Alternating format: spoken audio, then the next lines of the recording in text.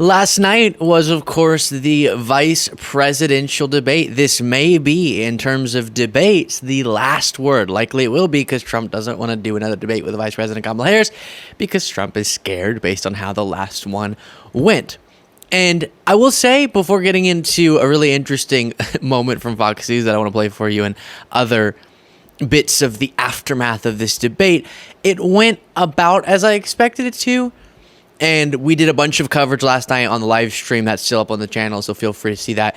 Because we did all that, and now you've seen 16 billion different clips from the debate itself, I'm sure. I'm not going to do a whole segment where I break down the notable moments that has happened. And last night we did it live.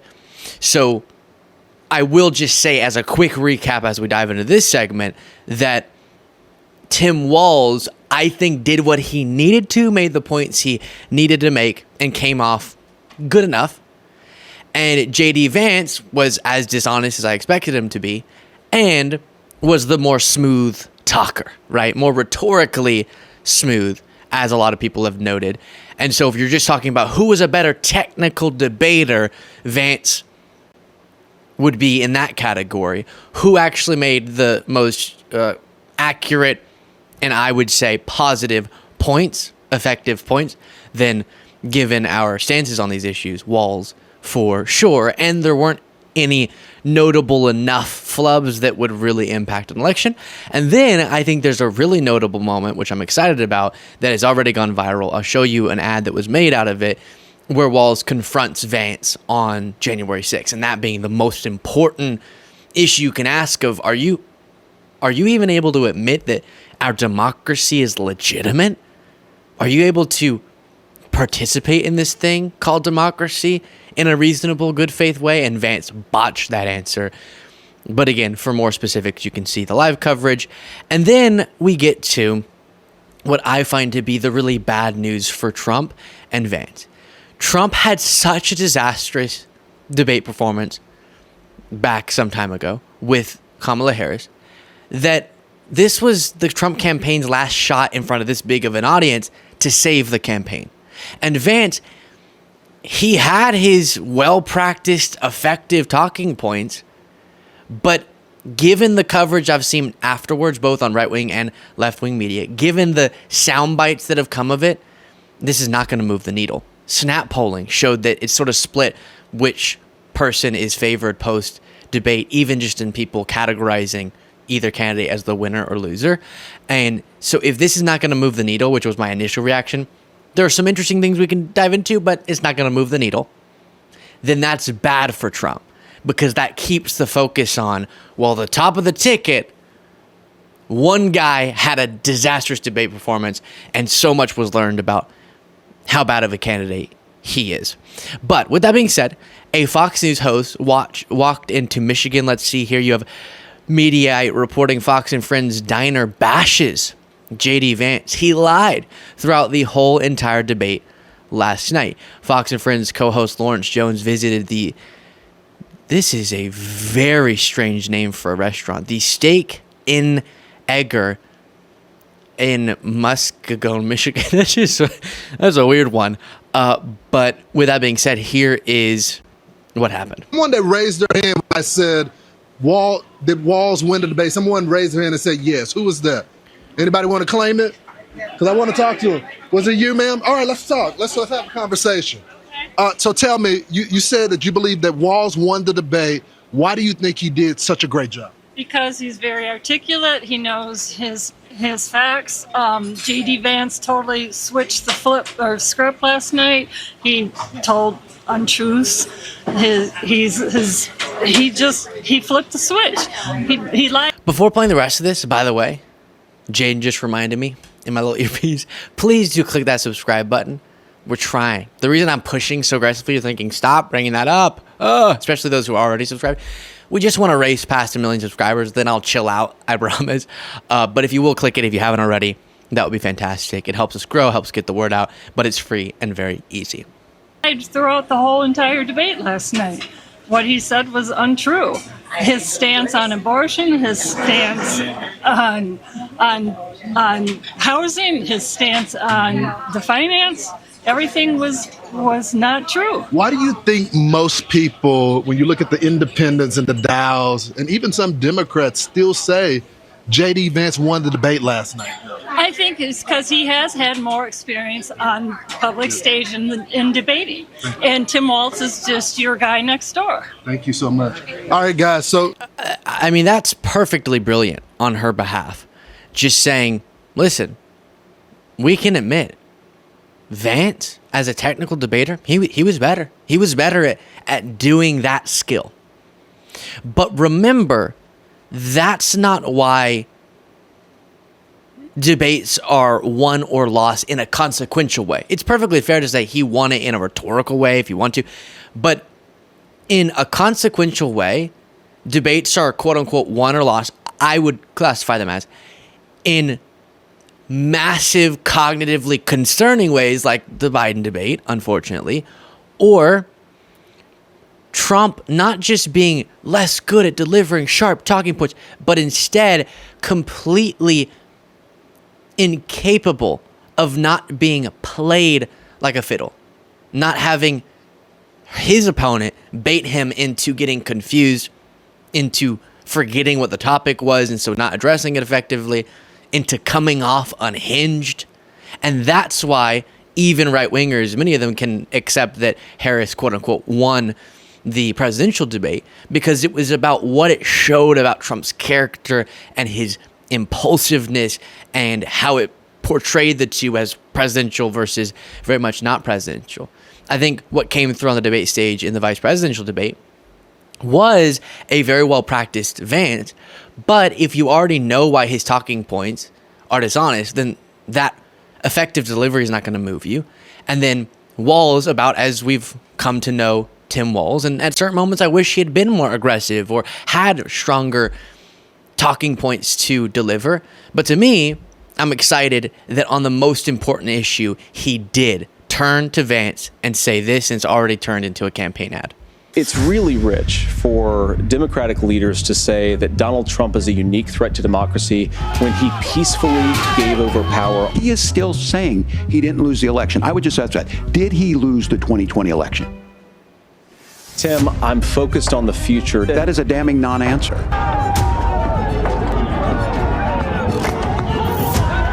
America, I think you've got a really clear choice of who's going to honor that democracy and who's going to honor Donald Trump. Yeah. And the weird thing is, for all the talk of Vance was more polished, this, that, and the other thing, he didn't prepare what these debates become about, which is the sound bites, those little moments. That's a moment. Turning and going, will you admit that Trump lost that election? And Vance, if you remember in the moment, just goes on talking about censorship for a certain period of time, accusing Harris of being a threat to democracy. It's so obviously him avoiding the question. And if you can't admit who legitimately won the last election, I don't want to hear any of your policies, not a single one of them. I don't care. I don't care, and none of us should.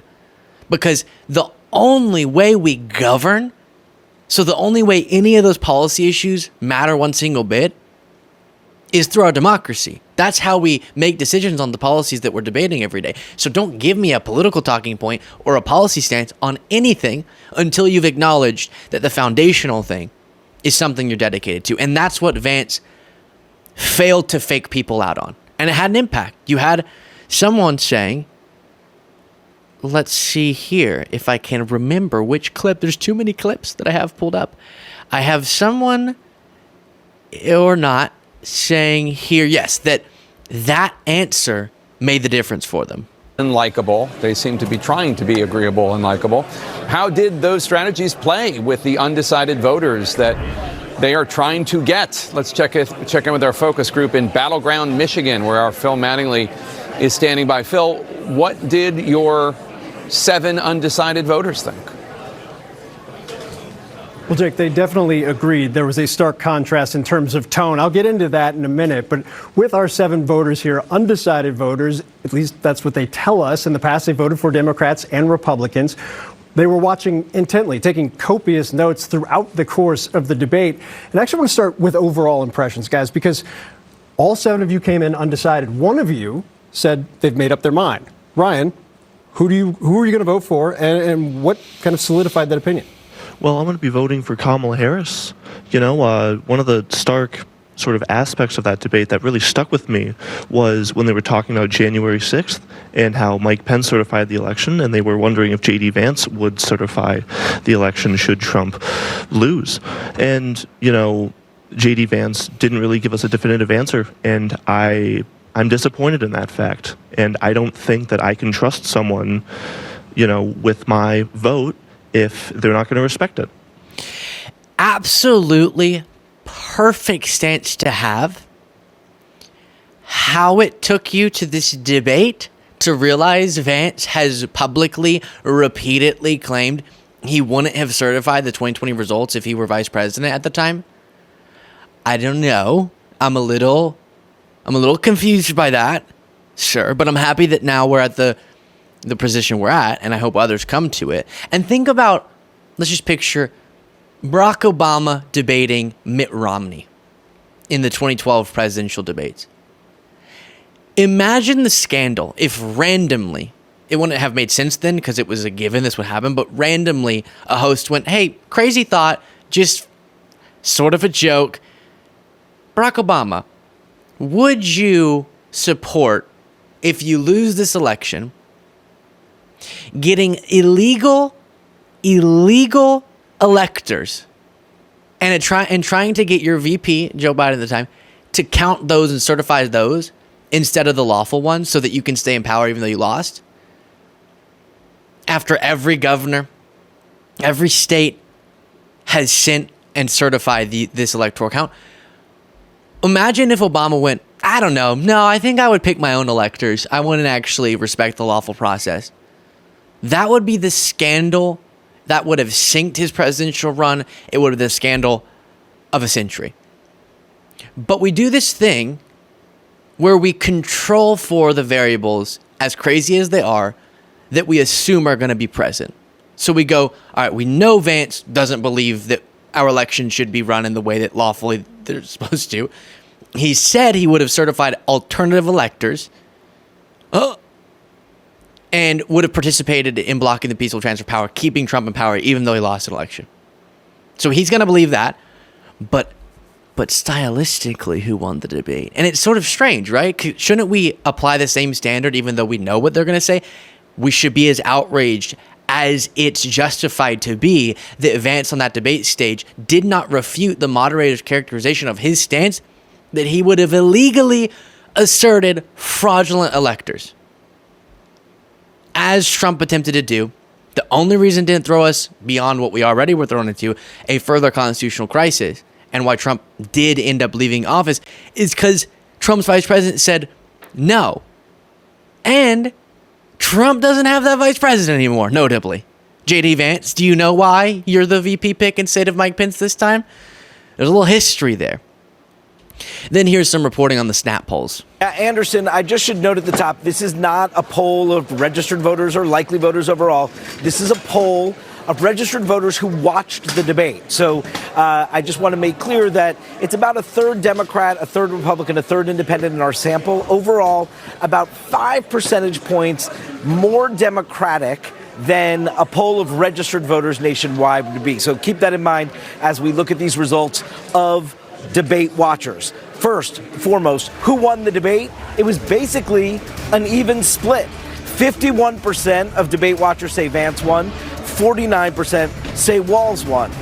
What about expectations versus reality? So who did you think was going to win the debate? Before the debate, 45% said Vance would win, 54% said Walz, and you see it ended up 51% to 49%. So Vance, best. So again, I would have said that too. I think perception-wise, Vance outperformed what some were perceiving him to have done, just in the rhetorical stuff. If a single one of you out there, if one of you, I'm going to be looking through the comments, making sure, if one of you comments on this video, anything like, how dare you say rhetorical effectiveness is a category that Vance won when he lied. Obviously. But we have to do some analysis of the way people who don't agree with what is true about many of the crazy stances Vance is articulating or avoiding giving an answer on, whatever. Some people are just being impacted by the style. So we gotta assess that. If any of you act like I don't understand the difference between style and substance, I'm gonna be very upset with you personally, okay? But I do think he outperformed many's expectation in that category. But then when you really look at those numbers, based on this CNN Snap poll, it actually is about what people were predicting. A little bit was a Walz favor, and then it went down a little. But it's essentially the poll watchers were split on who would win, and then they were almost evenly split on who won. Beforehand, their prediction versus what they actually saw. And that's seems about right, especially given that everyone judges that question differently of what does it mean to quote unquote win a debate. Because if we're going always off of substance, then there was no way, unless Vance denounced Trump, that Vance was going to win on the substance. But a lot of people are considering style, how rhetorically effective, what was the charisma, etc. A really interesting point made by a college student during another voter panel here about the talking point of, if Kamala Harris wants to do all these great things, well, we shouldn't elect her to do them because even if they sound good, she should have just done them already. And Marcus did not like that talking point. We were talking, Marcus, about this constant criticism about the vice president not being able, about the vice president being in office for these last, he's already upset about it. The vice president being in office for all these years and not being able to make the change was the allegation from J.D. Vance. You said to me, I've been to high school civics class. Why did you say that? Because if anybody took high school civics class, they'd know what the vice president can do and what the vice president can do. I want to make a quick point. Neither candidate on that stage talked about what executive action they're going to take on day one to do what they want, nor were they asked, because they know that they can't. That's not how the vice presidency works. You don't get to do what you want. You do what the president delegates you to do. So one day Marcus is going to be all of our teachers in civics class, guys. Okay, so I am happy. I'm very happy that truth was injected into the conversation. I will say that's not the full story. That's a part of it. People go, why didn't she just do all these things? Well, a part of it, she's the VP. So she doesn't actually have any policy-making power, but she's a part of a very powerful administration. But that misses it a little because it's true, and she was a part of an administration that has demonstrated the ability to achieve the types of things, not exactly because she is going to obviously propose new things that haven't already been done, but the types of things, and demonstrated a governing efficacy that would lead one to believe the things she's proposing are very much possible. And as president, with the authority that comes with that, she'd be likely to facilitate some of these things. Because with the investments in infrastructure, with the recovery efforts, with the successful effort to get crime just plummeting, with the investments in job creation, with the expansions of veterans healthcare, with the Inflation Reduction Act, largest investment in history in renewable energy, but doing that alongside record energy production across the board, including fossil fuels. All of these landmark achievements show that the administration she's a part of, at least, bolsters the credibility of the promises she's making. But if you think every single thing, given that she's making new promises now that other things have been done, we're going to propose new things to get done. If you think ever having more stuff you want to get done is proof that you failed in the time you've been in power thus far, you cray. Okay, that's all I'll say. Quickly, a little miscellaneous clip here. Jim Acosta on with Corey Lewandowski, a Trump campaign official, and Jim Acosta channels me a little bit, it feels like. It goes to show you the politics of the top of the administration, whether it's Mayorkas or it's Kamala or it's Joe Biden. Yeah, Donald Corey, Trump should have had additional resources. What is this Kamala? It's Kamala Harris. Corey, you've been in this business a long time. I think you're a mature grown-up. It's Kamala Harris. Can you just say, can you say Kamala, or you cannot say Kamala? Jim, can you admit what's going on there? 13,099 murders that have come into the country? You say you haven't. Well, Corey, I appreciate you coming on. Maybe we'll have you back. Thanks for your time. All right, coming up. It's one of those things that MAGA loves when you correct them on that, because it seems petty. A little pronunciation issue when we have all these important things to deal with. But their intentional and obsessive mispronouncing, not accidentally, which is totally justifiable. Everyone mispronounces names sometimes. But their insistence on, after being told, still mispronouncing, it just gets so irritating. It's the same people who get mad in the comments of videos like this one you're watching, if you're watching on YouTube, who sometimes will get mad when people just say Trump or Donald Trump. And they'll go, that's President Trump to you. You need to give him the respect that he deserves. He's the president. No, he's not, but okay. He is a former president, so we can call him President Trump, sure. You had Tommy Tuberville coming out of Trump's trial saying, they are so disrespectful in that courtroom, calling him Mr. Trump. That is President Trump. That's the greatest president. That's the sensitivity of them, but they don't want to give the respect back by not a title. We're not saying every time you have to say Vice President Kamala Harris, but just the actual name. Trump says it 13 different ways. One of them is Camila. Every time he says that, I don't even know what he's talking about. So I agree, let's talk about more consequential issues. You can help us get there by stopping being so dang petty. Let me know what you thought in the comments. Isn't it so cozy? It's like I'm ready for the winter with my coffee here. If you want to get the bonus show, oh, it's so fun. It is. You can get it by clicking the join button below. Or if you're thinking, God, he always says that, and I don't have a join button. I don't know why YouTube does that. Some people just don't have it. But you can still, hopefully, if it works, you can email us if it doesn't. Click the link in the description of this video to get the bonus show.